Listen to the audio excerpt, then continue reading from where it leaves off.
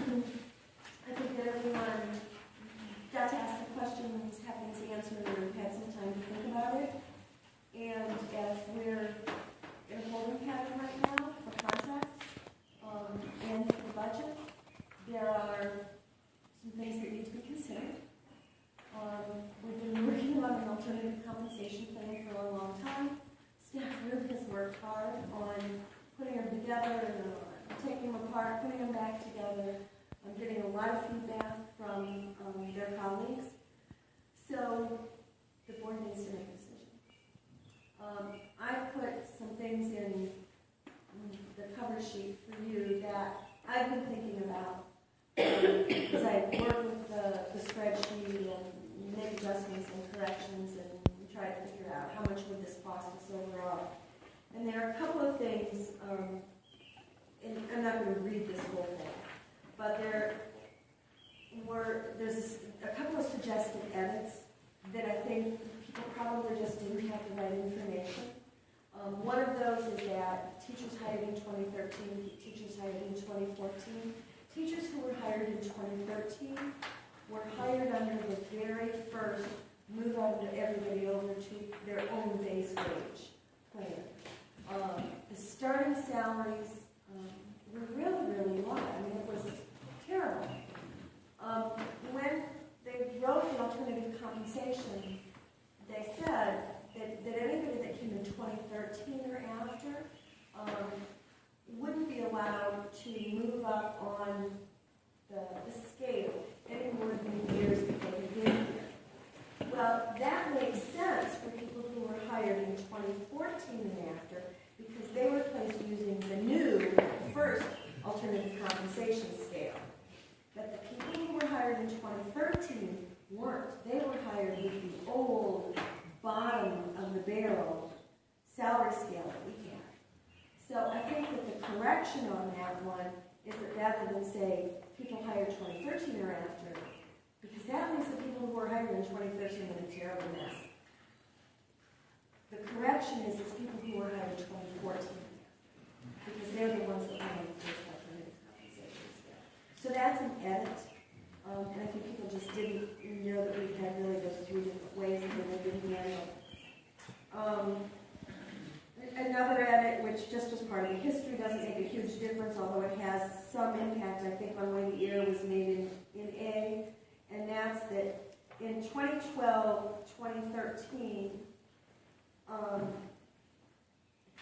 it was in for the 13-14 year that we created everybody on their own base wage. 12-13, I gotta tell you, I don't know how that was put together, because that was done before I got here. But for 13-14, that's when we had to work with the attorneys, the accountants, and everybody, and the decision was, we have to do away with steps and lanes, but we don't want anybody to lose what they had. So we moved everybody over and created one long base salary scale with everybody on their own. So that was for the 13-14 school year. That's just, you're just clarifying. Yeah, those are just errors. Yeah. C is a concern. It is a deep concern for me. We have been able to do some pretty spectacular things with our staff development. The example I come in here is we have used all of our Title IIA money for 2 years to support the teachers who are getting their reading licenses. That's a critical mass of our money. And we didn't do other things, so we said, okay, we're going to have to wait, because this is how we're spending our money for that particular year. We have, for some mysterious reason, we qualify for rural schools money every now and then.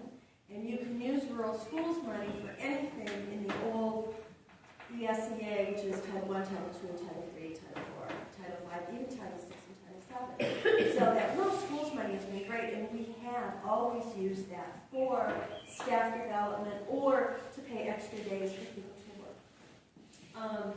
We don't put a lot of local money in our budget because we use Title IIA and rural schools money. The suggestion, the recommendation that is made in the proposal is that every teacher get up to $600 a year $30,000. And that's exceeds by $7,000 all of our tonnage. We would no longer have the funding to focus on those particular areas for improvement that either school-wide or district-wide. Basically, it would cut the legs out of our continuous improvement program.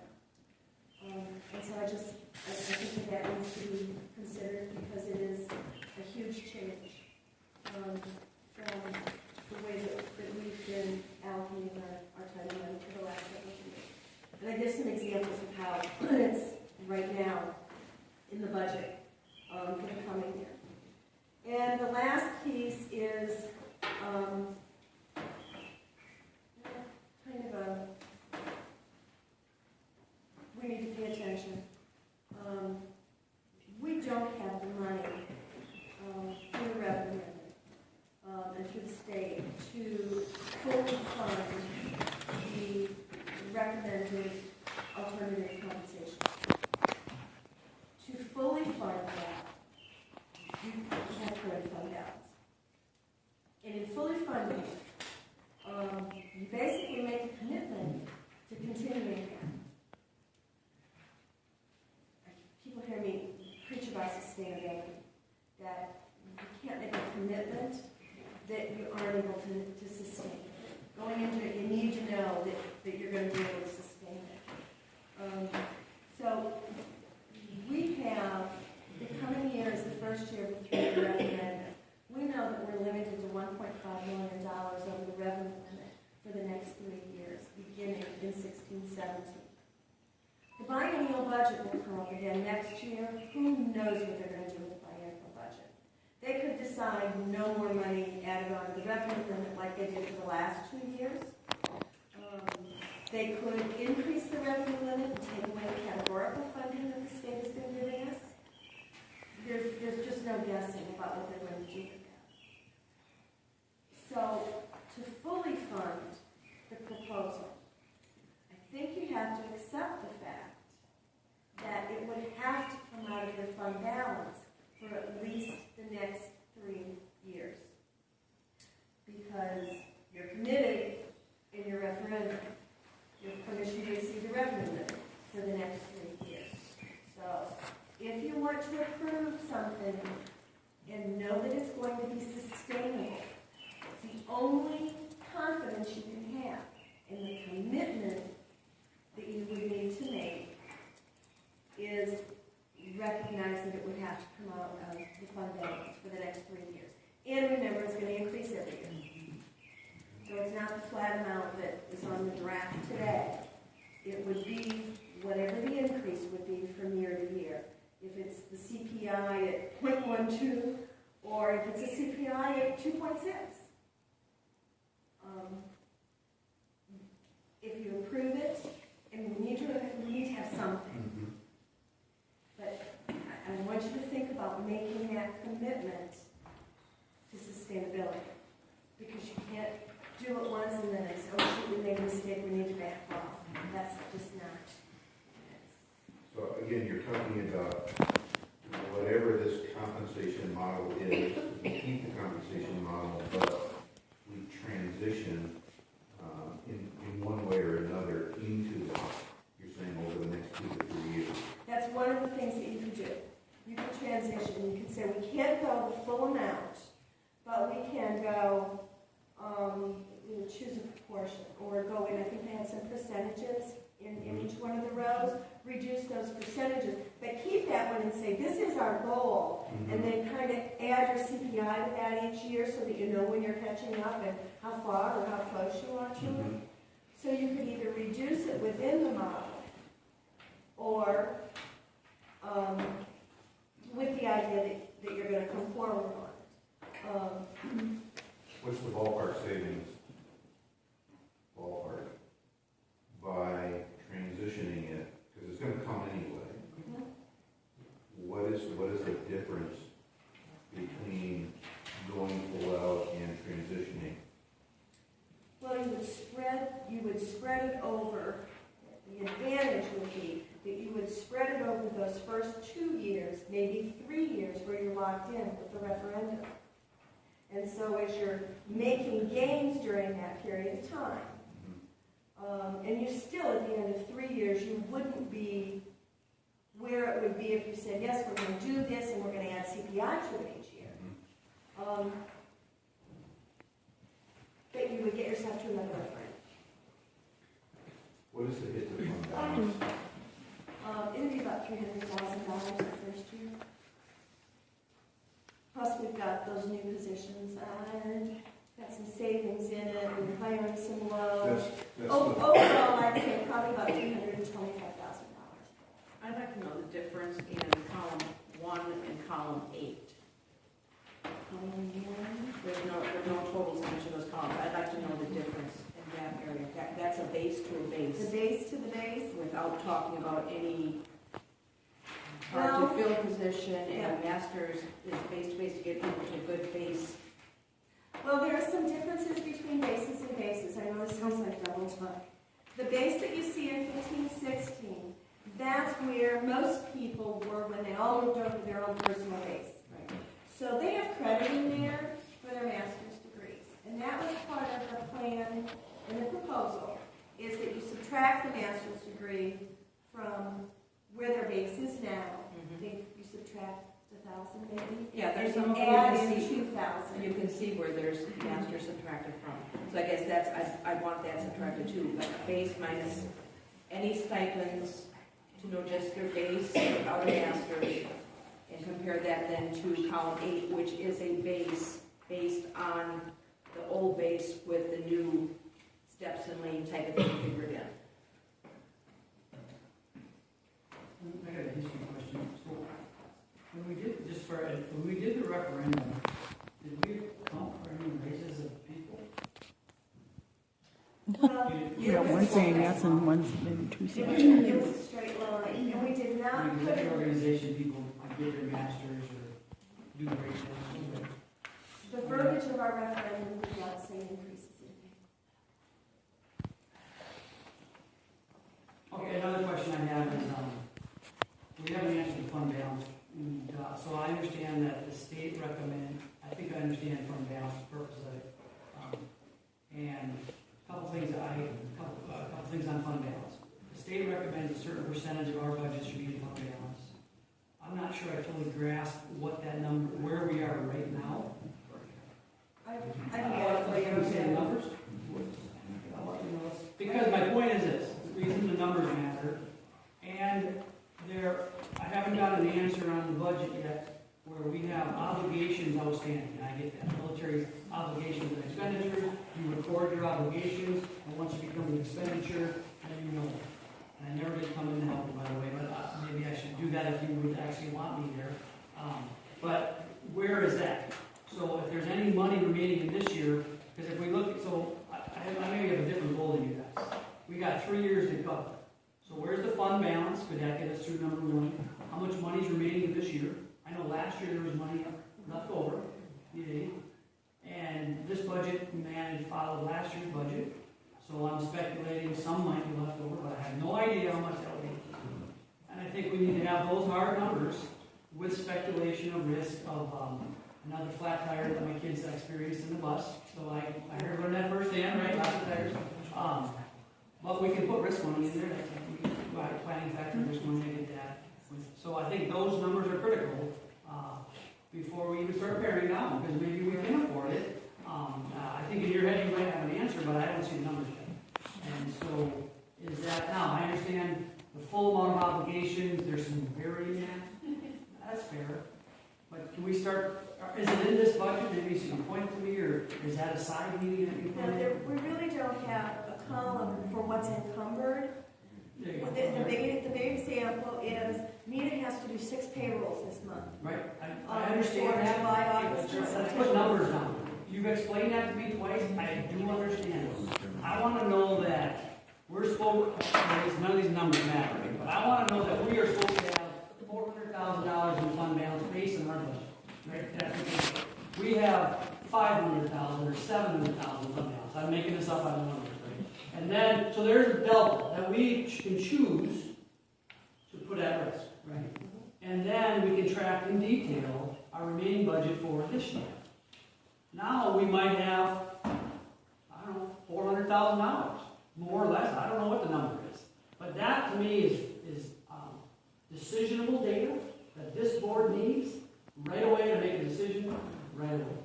And is that unreasonable? With that, about sustainability, we need to be sustained with having teachers here to teach our children. Absolutely. Let me ask the question. Anticipating the expenses that would be coming in through June 30th, are we anticipating a surplus or a deficit, or are we on track from a budget standpoint for 15-16? We have some rather significant bills that haven't come in that were terribly under budgeted in the original budget. Like what? Some fees that were going to be charged for things. Okay. Legal fees.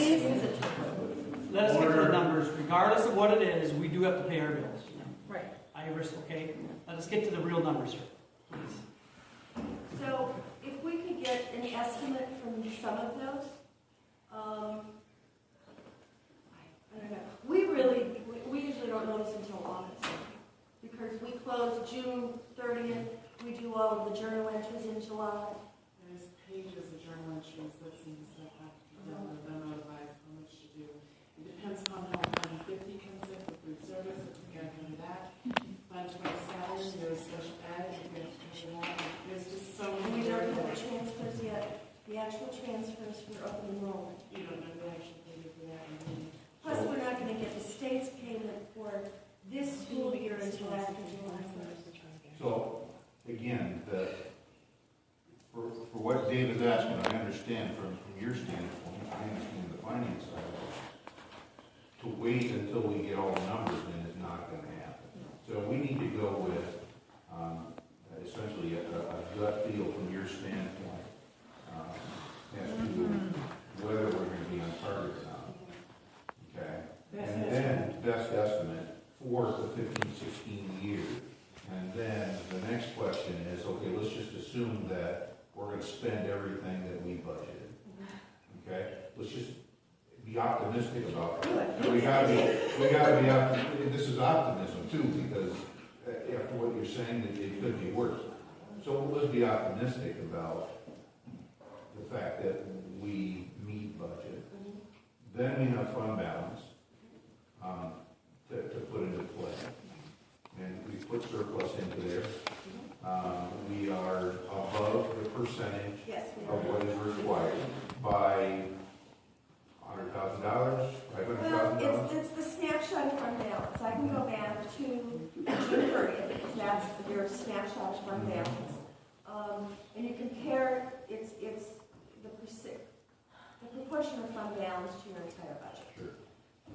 And so I can go back and look at that. I just haven't looked at it for a while. Okay. But those are historic numbers, so that's easy Okay. to do. So, taking into context, we can't just look at next year. Because what we're deciding upon right now is an impact not only for next year. Maybe we can take an extra $100,000 hit on fund balance, but then the ripple effect of that to the next referendum, then becomes the issue. So is that $100,000 going to be an additional $150,000 drawn out the next year, and then another $200,000 drawn out the following? I think that that's what we're playing with right now. Correct me if I'm wrong. No, that's right. So how much do you want to take out of fund balance in order to make this sustainable? Mhm. That's the bottom line on it. Okay. Can I ask a question? You said you were $200,000 under budget last year that you saved, correct? I don't know. No, Well, you said you were under, there was a surplus last year. right, How so, much was that surplus last year? I would have to go back and look at the average. Can we just take a recess and she can go get her computer and give the answers? what I'm wanting to know is where does that money go that was left over? Goes into fund balance. And then you can't take it out to use it. It's stuck there forever? No. Sometimes we have a surplus and push a purchase into the next year. Okay.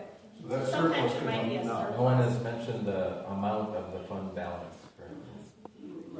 Right. We're waiting for that. I recommend that in this discussion is where I was going, because by the way, I think you asked the same question I did differently, so thank you, but we need numbers. I need it on paper. Good fund I need balance, to see add it. fund balance, you know, I go, honey, I'm gonna go buy a good car. Where's she in here? Yes, she I mean, is. that's true, right? That ain't gonna work, right? You gotta say, what kid did I get sustainability? Very much. But I also think that I'm unclear on the budget, and I think it's, you know, average people with average intelligence can probably figure out a budget. And I think everyone sitting at this table qualifies for that. So let's figure out the numbers, and maybe we have a special meeting, if that's whatever the right process is, right? To go through the numbers, because I think it's unfair to ask any one of you. I would never come to my leadership team and say, hey, make a decision based on, well, my gut feel on this budget is this. No, give me the numbers. We can look at last year's surplus, look at the actual percentages, because when all of a sudden, we're throwing on 100 grand here for him, well, maybe it's 500 grand. That changes everything. If it's a 100 grand surplus or 500 grand surplus, some people at this board who have a single vote might change their mind. So, just to clarify though, the surplus could have been not what we're looking at. let's find out. I don't want to talk extends bucks. You know, let's talk numbers. Last year's surplus isn't as relevant as where we're standing for this year. No, it is, but it's correct. But this point was right. We don't look at this year. So there is trending in our school. So what we can look at is last year's surplus. Is correct me if I'm wrong. This year's budget that we have today, because you don't use zero-based funding, we talked about. So it was based on last year's budget. So most likely, we can compare our expenditures this year against last year's, and we will have a pretty good planning factor. So that's why it is relevant. And in the past, we have had deficits. No, that's we can talk about that too. I'm not. Yeah, we can't necessarily But assume. as far we have as surplus. we've frozen salaries for what, 3 years? So that's been helping fund balance. We haven't frozen. Oh well, CPI. No one's moved off their thing, right? That's all. That's the concerns I've been hearing in these meetings, right? We haven't paid teachers to be sustainable with our school. Yeah. Amen. Well, which is why people are looking other places. Yes. It's the intangibles, and you can always say, well, we're paying them salaries and benefits and get over it. But when you start, that's my question, and I think we need to get to the numbers. And I think we can figure it out. If that takes another, and I can make really pretty spreadsheets and PowerPoint documents, because I got my PowerPoint back from the U.S. military. So, that's my point. And those numbers I've yet to see, and we keep talking budget, so please, if we need to make a decision, and I agree with that, let's get to that. And whatever forum we have to have holes in. I need some real specific ideas here about what people want. You want us to figure out where we're going to end up when the books are closed and done. Understanding some variables and identify them. Because you can have a spreadsheet and say, here's Fund 50. Last year we needed to put this much in there. It's at high risk right now. So I'm going to do a risk assessment of that. And you can go Fund 10, but I don't even know. Fund 10 last year was this. We're probably going to have to pay this, but it's at risk. So now we can be informed by there's a risk at that dollar value. And then we can say, well, we got to buy a truck. We already got that. There's 50 grand. All right. And we all agree to buy bleachers as an example. 50 grand. We're going to pay for that. And then pretty soon, that big nebulous unknown dollar value will become clearer than it was. So I'm not asking you the miracle of the final dollar value. But from what I've seen so far, the point is I think we can get more credible decision data relative to the budget because I don't live in a data here. And that's what I'm asking. I've been asking for lots of years, and I really would follow through with helping you if that would help on spreadsheet. I know you guys can do it. That'd be great. But that's what I mean. Wouldn't you guys want that data to make a decision? Okay. Yeah. I don't even know what that takes. That's 7 years of work or 10 minutes. I don't know what it'll take you. We're going to have to talk to the... So, I mean, I'm okay with Attorney. And I don't want the staff to think that we're hedging on this. We want to do it responsibly and make sure that we can sustain it for you and do it in the best way for the school district. And the numbers. Yeah, I mean, Maybe you need a I arbitrary want fund the fund balance here because I got an 8-year-old kid. So the fund balance is required to keep us going. But the numbers discussion I'm having is, I'm unclear on where that's at. And I keep hearing there's some, we're in good shape on the fund balance. But the report from your auditor on an annual basis should tell you what percentage of your fund balances of your operations and what's acceptable limits. I think she's saying we have, I believe I heard Just you. don't have it here. Yeah, so we can have that, maybe Any sooner. other time she I can can give send it it to to you. you tomorrow. Okay, what else do you need? Well, the remaining out, the two things are, well, I guess if she can do, what did we just agree she was gonna do? Bottom line, June 30th. Bottom line, June 30th, will that address the fund balance? No, that's a separate. Okay, separately, I think we should have some data on the fund balance. Because it's the big numbers, right? There's a remaining budget and fund balance. Can't look on imaginary money. And she's already done a lot of work on the cost of this program. And by the way, I think, finding a compromise of dollars would be where we're end up. I think we're gonna do that. So, back to you, Sue, I think you have to do it.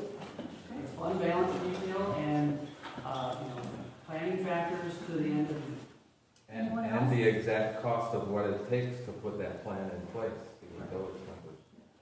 Anyone else? The comparables here, who came up with the comparable of the 11 plus 2, 16 plus 1, That came off of their. from there, okay. Do you mean the cost for the benefits plan? Well, I teach at a school and that's So what's I think discussed, you need to know. there is a spreadsheet that we have, I don't know if it's, but we have a spreadsheet that goes, which I probably should be held for personal information, on all the budgets. Linda's already done the work on implementing the proposed plan that the teachers put out. So we have that in front of us right now, and that's what's driving a lot of my questions on fundability and stuff like that. I thought a ballpark figure was given and it would cost approximately. I think what we're maybe being gentle with not throwing out, yeah, we got a hard spreadsheet right here, and every person's name is on it, which is why you won't get it, but, I can. I don't, yeah. I know my military salary was. Oh. But yeah, wait, so no, sorry, to Ben's point that you asked. And if somebody wants to do a public. No, they can do public search, right, I don't give on that, no. Yeah, no, I agree, that's why we have the numbers, is all I was trying to say, I wasn't trying to run else than that. Okay, board members, if we can get back together in a meeting here, are there other things that you would like Linda to provide you tomorrow?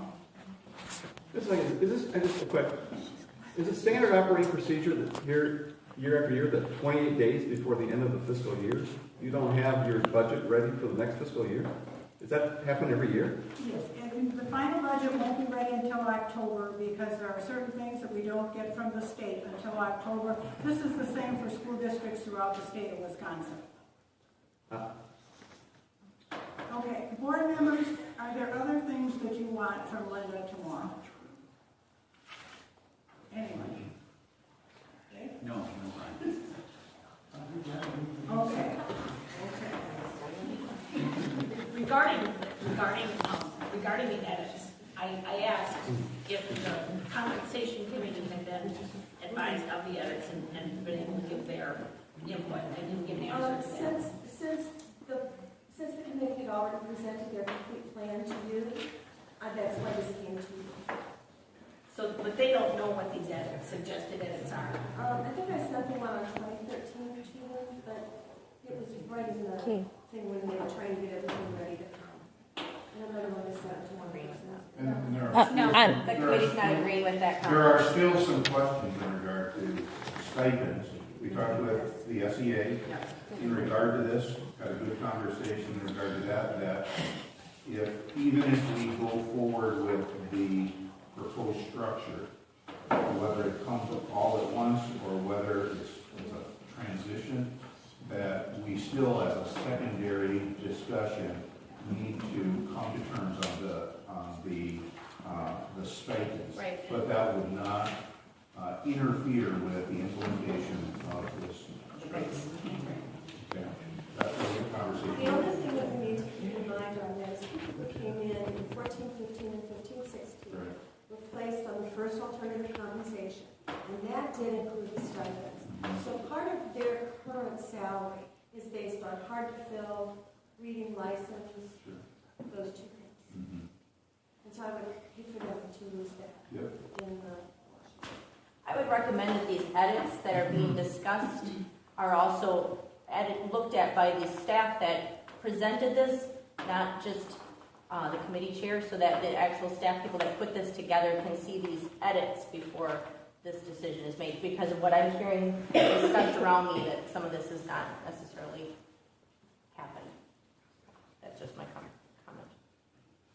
Anything else board members have? That was already asked, or was that gonna happen? Did you get an answer? We had asked that that'd be, because some of these are, I think, pretty straightforward.